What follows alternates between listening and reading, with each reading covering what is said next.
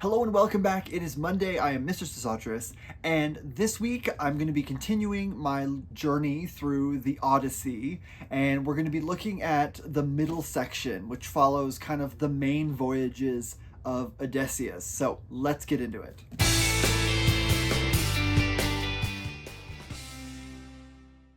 Now, last time I talked about Telemachus and his part of the story, and mentioned that the main drama of the story is sort of how is Telemachus going to get the suitors out of his mother's house, and is Odysseus going to be able to make it to him in time? And so the main drama, the setup and the payoff, happens kind of at the beginning and the end, and Odysseus' story sort of feels like not a side quest, but sort of unnecessary backstory. There was a movie that came out a few years back, and I think it was called The Return, and it looked at the Odyssey, but it just focused on kind of the homecoming section and the drama of, like, you know, this is the status quo, and then Odysseus comes back and chases the suitors out and kills them, and, you know, all that stuff. And so you can tell the story kind of without the Odyssey part of it. And so this week I wanted to talk about sort of why this middle section is important, because the main arc of Odysseus' character is important to sort of how we see him, and it also delays the payoff of that final confrontation. So we have the setup. We know that the suitors are trying to kill Telemachus. We know that Odysseus is not on his way, so he might not be there in time, but Telemachus is getting to the point where he needs to make a decision. He either needs to confront the suitors with violence, and he's not super prepared for that, or he needs to kind of string it out a little bit longer until Odysseus can make it back. And so the middle section is where we meet Odysseus. Now, we've met Odysseus before. He's a major character in the Iliad. And like the audience in Homer's time would have been aware of kind of the whole story. They knew who Odysseus was, and it was more in kind of how the story was told to make it kind of interesting. It's sort of like nowadays when we have remakes or retellings of certain characters. You know, you have a book like A Thousand Ships, which retells the events of the Iliad from the point of view of the female characters. And then we've got a book like Electra, where it also kind of tells the events of the Iliad, but the focus is on slightly different characters. And so we as the audience know the story. Oh, here's a cat. Hi, baby. So we as the audience know the story of the Iliad. We know who Clytemnestra is. We know who Cassandra is, and all those characters. But what's interesting is sort of how the different authors approach them and how they tell the story. And so for the audience in Homer's time, they knew this story already, but what was compelling to them was sort of how this particular poem tells the story and how it arranges things and how it organizes the drama of it all, because it's a great story. And I think the Odyssey has a much more straightforward plot than the Iliad does. The Iliad is very much a character study, and the plot comes from the character arcs of, you know, Achilles' rage and his conflict with Agamemnon, and then the overall conflict with the gods getting involved in everything. And so this one is very much a more straightforward plot, and it's told kind of out of order, which is interesting, but it's much easier to follow. You've got a problem, and how are we going to solve this problem? And then there's all this stuff that kind of happens to delay the resolution, and then we finally get the resolution in the end, and we see what happens. So we're going to be looking this week at the middle section, which is kind of broken up into two big parts. There's the journey from Calypso's island to Ithaca, and then there's the journey before that from Troy to Calypso's island. And so we get them kind of a little out of order. So when the Odyssey starts, Odysseus is on Calypso's island. He's very bereft and he's lonely. He wants to go home, but there's literally no way he can go home. When he arrived on Calypso's island, he had no ship or anything. He just kind of washed up on there. And so we know that he somehow has to make it home, but at this point there really is no way to do it. And so he's been on Calypso's island for like 7 years, and Calypso is in love with him, and they've been having kind of a physical relationship, but it's very clear that there's no kind of emotional connection between the two. He's just kind of passing the time with her. And mentioning Calypso, this takes me to my first kind of big point that I want to address, because there's two aspects of Odysseus's homecoming that sort of cause a lot of contemporary readers to get a bit hung up, and that is Calypso and Circe. And in a story where we have a character like Penelope, who is faithful to her husband, who doesn't take another husband, even when it feels like her husband is obviously dead, there's no way he's coming back, she still holds out hope a little bit that he will come back. But also I get the feeling that even though she doesn't necessarily believe he's going to come back, or she doesn't have a ton of hope that he's going to come back, she just has no interest in sort of marrying anyone else. She's just sort of delaying the inevitable at this point. And so why then do we have Odysseus, who gets into sort of two explicitly sexual relationships with two women on his way home, and it's not really considered necessarily a bad thing? Is it that he's cheating on his wife? What's going on? Our modern morality, it's really hard for us to sort of forgive a heroic character who seems like he's being sort of unfaithful to his wife. Now, we need to understand that there's a cultural difference here, and there's also a lot of nuance to these two relationships that we need to be aware of. So the first thing was, yes, there was a bit of a double standard. It was considered unforgivably awful if a wife cheated on her husband, but it was considered more like frowned upon if a husband cheated on his wife. Now, we do know that Hera, who's the queen of the gods, she's also the goddess that presides over marriage and that kind of thing, she is upset when Zeus has flings with mortal women or with other goddesses. So we know that, it's not good that he's doing that. It's not like it was completely acceptable. Hera does get very angry with him, and most times she punishes the people he has relationships with, because Zeus is very, very powerful, and so she knows that she can't confront him directly because he is stronger than she is. And that's mentioned a couple times in, I think, the Iliad as well. Zeus is more powerful than her, and so she doesn't just attack his victims in a way of, by means of like victim blaming. She doesn't think that it's their fault. She just can't punish Zeus correctly for what he does. And so the only thing she can do is she can make it very clear to the people on Earth that what Zeus is doing is wrong, and that if he has a relationship with someone, that person is going to suffer or be punished somehow. She's Heracles' greatest enemy for a long time, and causes him unbelievable amounts of strife because he represents a very blatant example of her husband's infidelity. So we know that men cheating on their wives was bad, but they weren't held to the same level, because there was a power imbalance.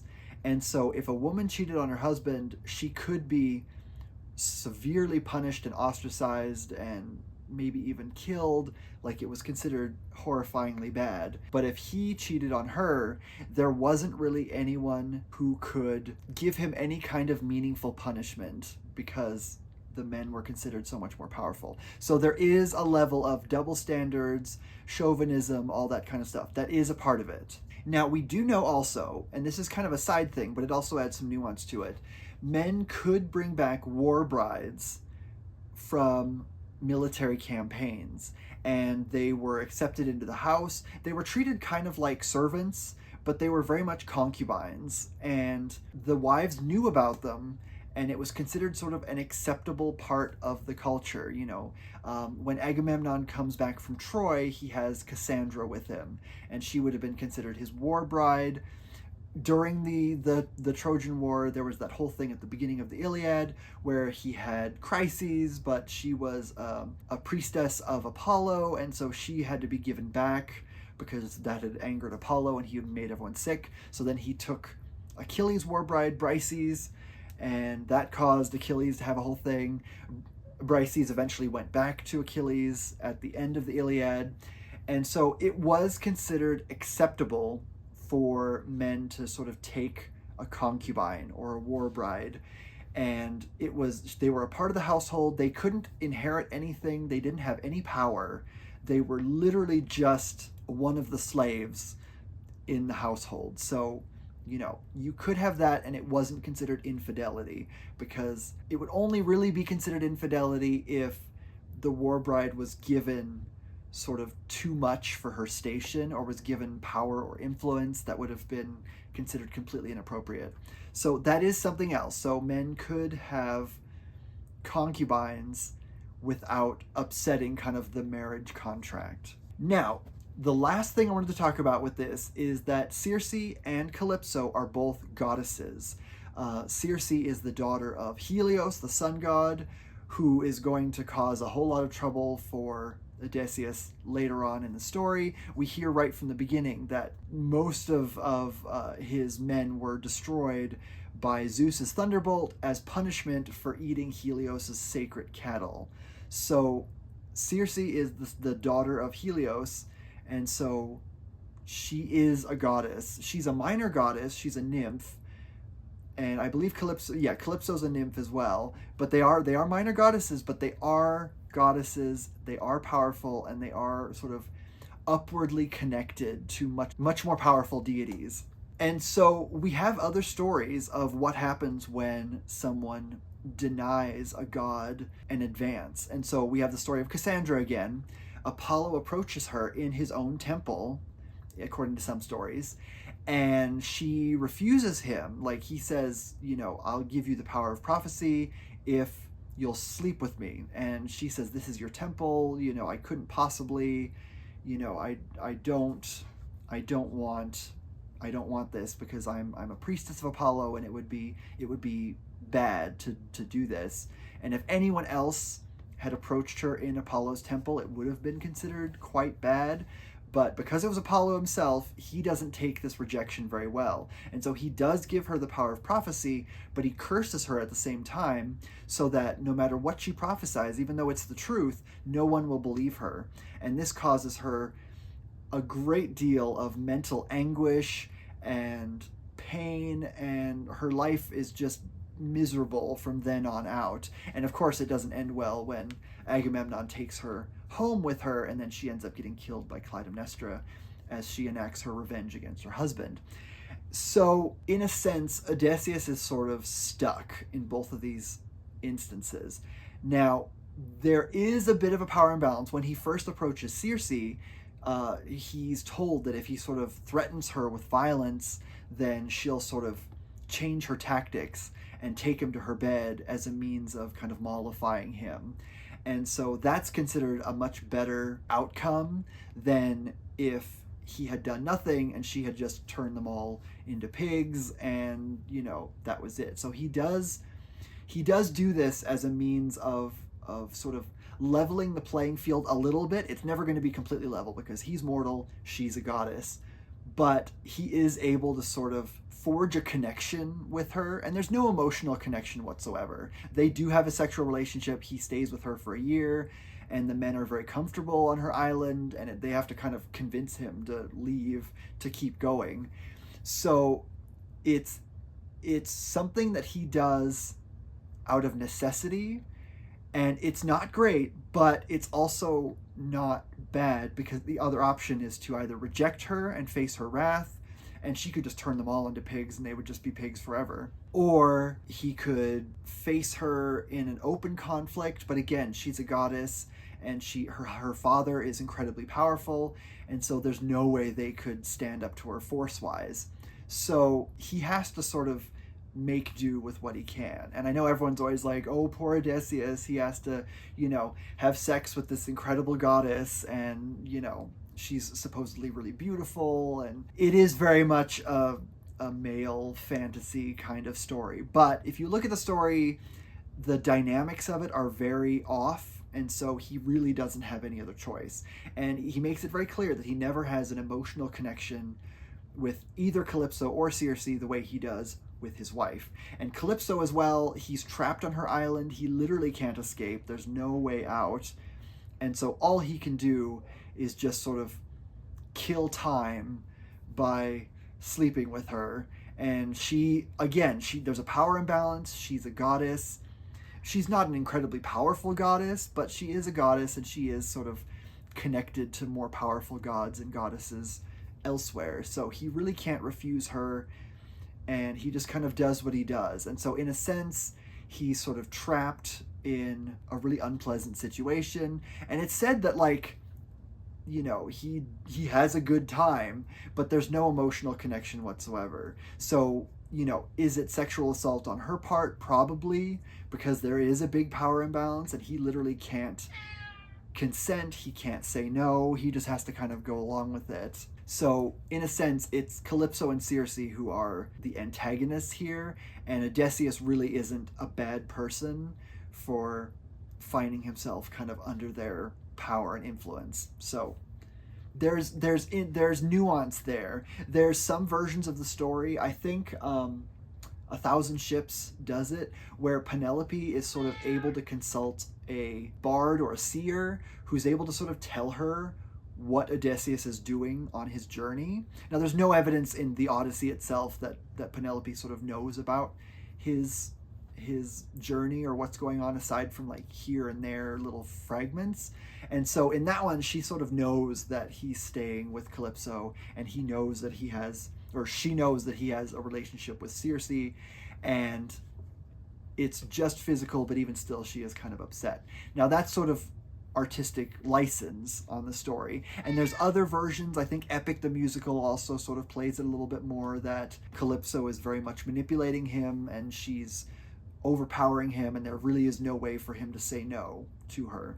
So even though he does have physical relationships with two goddesses on his way home to his wife, who's had no relationships with anyone since he left because she's very devoted to him, and if she had had any kind of physical relationship with the suitors, because there is a power imbalance there, she would have been seen as unfaithful and bad for cheating on him. So again, double standards. It's not a perfect situation, but it's not a black and white sort of situation either. So that's that. So is it infidelity?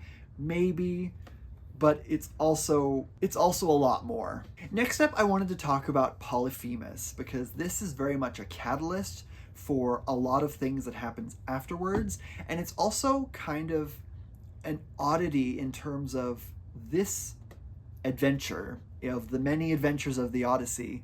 The Polyphemus one is the one that's the most easily avoided, and it's the one that it seems like is the result of Odysseus making a very bad judgment call. So when they first land on Polyphemus Island, and Polyphemus is a cyclops, in some translations they render sort of the original ancient Greek, and so it's more like Kyklops, like the C is pronounced like a K, and the plural of cyclops is cyclopes or Kyklopes, and so there's different kind of ways to pronounce it. You'll probably see different ones. I know Peter Green, the translation that I read in preparation for this, he uses the older, sort of more ancient Greek rendering with the hard K sound, but other ones, like Robert Fagel's, he uses the more modern soft C pronunciation. So there is no sort of super correct one. There's just one that's sort of closer to the ancient Greek, and then there's one that's closer to sort of our modern version of it, and that's okay. When they first land on Polyphemus Island, they're far away from his cave. They see all of his sheep kind of around, and they could easily just take some sheep, put them on their boats, and leave. Like there's no one around to see them. It would be super easy to just take some sheep and leave, and that's it. But Odysseus sees Polyphemus' cave kind of over there and says, let's go check that out. And he specifically wants to check it out because he wants to see how he's going to treat his guests. Because, you know, in this whole story, the big focus is on the host guest relationship. And so he wants to see if Polyphemus, who's sort of known to be barbaric in a way, or not really human in a way, and wants to see if he would adhere to sort of civilized conceptions of that host-guest relationship. And he massively underestimates what's going to happen because, of course, him and a few of his men get trapped inside the cave. Polyphemus eats like 6 of them, and he has to sort of blind Polyphemus with a like a sharpened stick, and he has to like cling to the bottoms of his goats or his sheep, and escape that way. And it's a very awful situation, and he loses a great many men in the attempt, and it could have been easily avoided. So in so much of the other adventures, we see Odysseus getting out of scrapes with his intelligence and his cleverness. That's sort of what he's known for. But in this situation, it seems like he really underestimates the situation, and he creates a problem that didn't need to be there. Also, at the end, when they're leaving, he uses the name Nobody to trick Polyphemus, so he doesn't know what his name is. But as they're sailing away, he has this moment of hubris where he shouts his name at Polyphemus and says, "Aha, it was actually me who bested you, and this is my name." And basically, he allows Polyphemus to then appeal to his father, Poseidon, and that's why Poseidon sort of hates Odysseus and does so much to keep him from getting home. And it's just a huge ordeal because of that. But it all could have been easily avoided. Even if he had just done everything the way he normally did, but he didn't tell him his name at the end, then he wouldn't have been able to kind of call the wrath of Poseidon down on him. But it seems like he has this kind of hubristic element to him that is sort of the reason why he has so much stress and anguish on the way home. Because after this, he's very level-headed, and he is able to get out of a lot of difficult scrapes without losing a ton of men. After this, all of the misfortunes that befall them are the result of his men being idiots, but it's not the result of anything he did or like a judgment call. The one thing that he kind of has to do, and it's sort of this impossible choice, is when they're going past Scylla's cave, and she kind of is in a cave up above, so they can't reach her, they can't hurt her in any way. And as they're going back past her cave, because there's no other way around, the only way they can get past her cave is if he just lets 6 of his men get eaten by her, because there's literally no other way. Because if they were all hidden underneath, there wouldn't be enough people to row. If they were all sheltered, she would probably just destroy the boat and kill everybody. And so he has to make a judgment call, and 6 of his men are sacrificed. And so looking at that from a modern perspective, that is seen as quite a dark decision that he has to make. Epic the Musical definitely plays that up a lot, because in that one, it's very much showing how this journey sort of hurts Odysseus and causes him to make increasingly unhinged, dangerous decisions, so that by the end of it, he feels like he's kind of become this monster, and it takes reuniting with Penelope to sort of drag him back into kind of normalcy.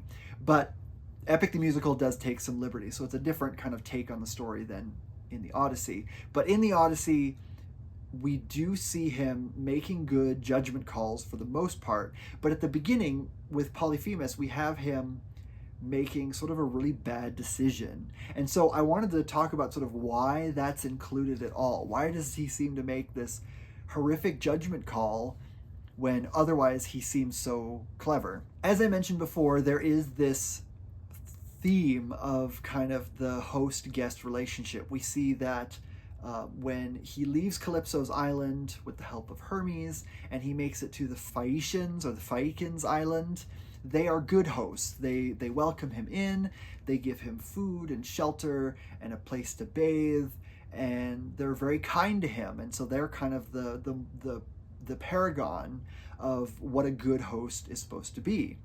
And then we see his reaction to them, where he doesn't take more than he's offered. They're very kind to him, but he's very kind of humble, and he doesn't overstay his welcome. And when he does leave, they give him some gifts to take with him, but he doesn't sort of take too much. You know, he accepts everything gracefully and graciously, and he moves on when the time is right.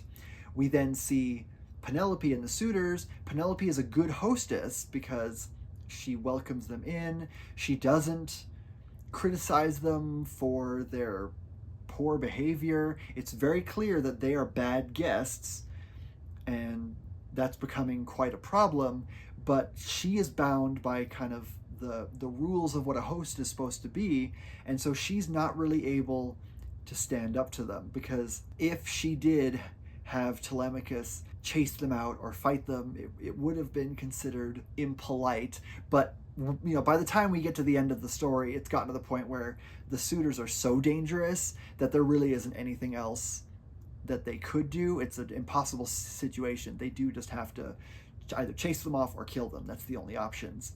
And so then with Polyphemus, we have the example of sort of a good guest but a bad host.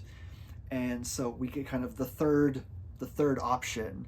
And so I think that fits into the overall story by just showing another example of a bad host-guest relationship that is sort of a main theme of this whole thing. And again, I don't think Homer was really thinking about, you know, what's the main theme of this poem, but it is a way to sort of contrast different host-guest situations so that you're always kind of thinking about it, so that when we get to the end, when the suitors are killed and, you know, defeated finally, that is much more satisfying, because we've seen different examples of how this could play out, and we know that it could either go well or it could go really, really badly, and instead it goes bad good. It isn't good for the suitors, but it's good for Odysseus. And so this creates sort of a through line in the host-guest theme that runs throughout. Also, having Odysseus make a bad judgment call creates some dramatic tension later, because we see throughout that he's clever and he's a good leader, kind of, but we know that he's flawed. So he's not this perfect paragon. He's not this incredible leader, this incredible captain who sort of never makes mistakes. We've seen him make mistakes, and so forever after that, we're always going to be questioning him. We're going to be saying, is this a good decision? Did he make the right call? Because we know that he's flawed. And Homer sort of plays up his flaws by showing his hubris. We also see his hubris as well when they're going past the Sirens' Island, because all they had to do was just plug their ears and they could go past it. But Odysseus wants to hear the siren song, and so he doesn't plug his ears, and he has his men tie him to the mast and says, "Don't release me no matter what I say."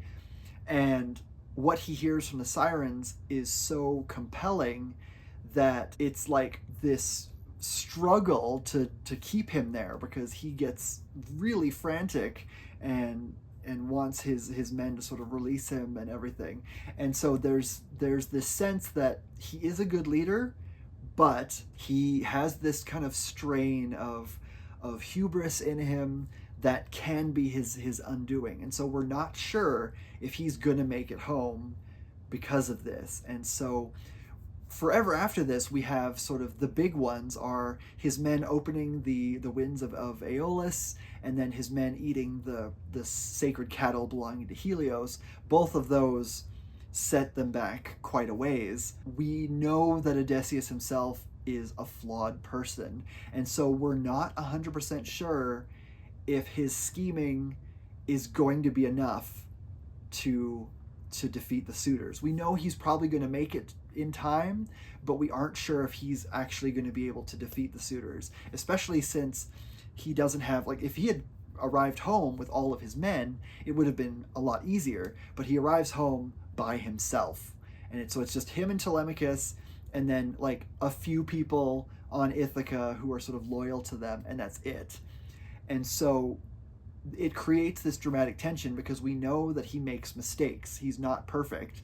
And so we aren't 100% sure if he's going to either make it home, or if he does make it home, he's not going to be able to defeat the suitors, and it's going to be up to Telemachus by himself. So that does serve to create some sort of dramatic tension in the story. So it seems like it's a really odd thing to include, of him making a really dumb judgment call that leads to the death of a bunch of his men and causes sort of endless anguish for them going forward. But it helps to humanize him and show that he is a flawed person, and we shouldn't just assume that he's going to make it home and everything's going to be perfect. We know that he has limits. Finally, I wanted to talk about the visit to the underworld.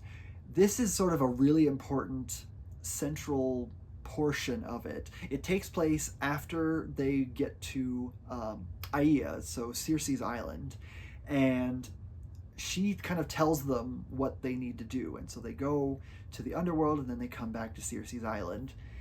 But this is sort of a really important thing, because this is also when we get sort of crucial information that Odysseus needs from Tiresias, the prophet, which is good. But it's also, he gets to meet Agamemnon, and we get to hear Agamemnon's side of the story for what happened when he got home. And so this sets up sort of the contrast between Penelope and Clytemnestra. So we heard the story before in the Telemachy. Telemachus goes and visits Menelaus, and he tells him about what happens with Agamemnon. And the way he says it is that he kind of lays a lot of the blame on Aegisthus. He says it was his fault. Clytemnestra just sort of got roped into it, but it was Aegisthus who sort of usurped Agamemnon's throne and killed him, and he's sort of the villain in this scenario. But when Odysseus talks to Agamemnon's spirit and he learns that he's been killed, Agamemnon places the blame on Clytemnestra. He does also say that it was Aegisthus who sort of killed him ultimately, but he says that it was Clytemnestra who was working with him, and so she was like an example of an inconstant wife, and her betrayal of him is what he sort of is never going to be able to get over, and he's stuck in the underworld, so he's going to have eternity to seethe over what his wife did, which is funny because eventually she gets killed, and so that would be a really awkward reunion in the underworld. But we get this moment where, you know, Agamemnon is comparing Clytemnestra to Penelope, and we get this great moment where Odysseus sort of is uncertain of how things are going to play out. He doesn't know if Penelope is really going to wait for him, or if maybe she's already married. I don't think he thinks that she's going to kill him when he comes back, because there was other stuff going on with Agamemnon and Clytemnestra. They had just the worst marriage ever. But it does serve to sort of make him wary about his homecoming, because he knows that it isn't going to be just this perfect reunion, because he's been away from his wife for 20 years. And so he has no clue what she's going to be like. Is she going to be distant? Is she going to be already married to someone else because they thought he was dead, and they would have been well within their rights to declare him dead and for her to marry someone else? And so there's also this tension as well, which sets up their sort of tense reunion in the end, which is one of my favorite scenes in the poem ever. But this journey to the underworld is important because it serves to remind us of what the stakes are. The stakes aren't really just a voyage across the sea to make it home. The stakes are the reunion of a husband and wife who have been apart for a long time, and everything that stands in the way of that reunion. And I think that's why people like the Odyssey overall a little bit more than the Iliad. I think they're both phenomenal, but the Odyssey is something that we can relate to a little bit more, because in the Iliad, the main conflict is sort of Achilles basically throwing a temper tantrum because he's slighted. And he's within his rights to be, but he takes it too far. And so it's hard to relate to that. But in the Odyssey, we've got a husband trying to get home to his wife, whom he misses dearly and has been prevented from seeing her for a long time. And that is like one of those eternal plots that we see over and over and over and over and over again. Reunions between family members who have been separated is always a good story. And I think that's why this journey to the underworld is so important, because it sets up the stakes for us, but it also shows us that it may not be a perfect fairy tale reunion, and so we have this kind of tension at the end where they kind of have to grow to trust each other again, and we'll get there when we talk about the homecoming. But the journey to the underworld is probably one of the most important parts of the poem for that reason, because it's very thematically important. And so that there's a lot, and I could talk about this middle section forever. There's so much here that I wasn't even able to talk about. You've got Scylla and Charybdis, you've got the Lotus Eaters, you've got the Lestrygonians, you've got the Sirens Island. There's all this kind of stuff that they have to go through. The destruction of his ships by Zeus's thunderbolt, the way that he washes up on Calypso's island, his journey from Calypso's island to the island of the Phaeacians, where Poseidon again destroys the raft that he's on and he barely makes it. I could talk about the gripping language that's used to describe everything. It's very visceral, and his journey home is really harrowing, and the deaths of a lot of his men is really gory and awful.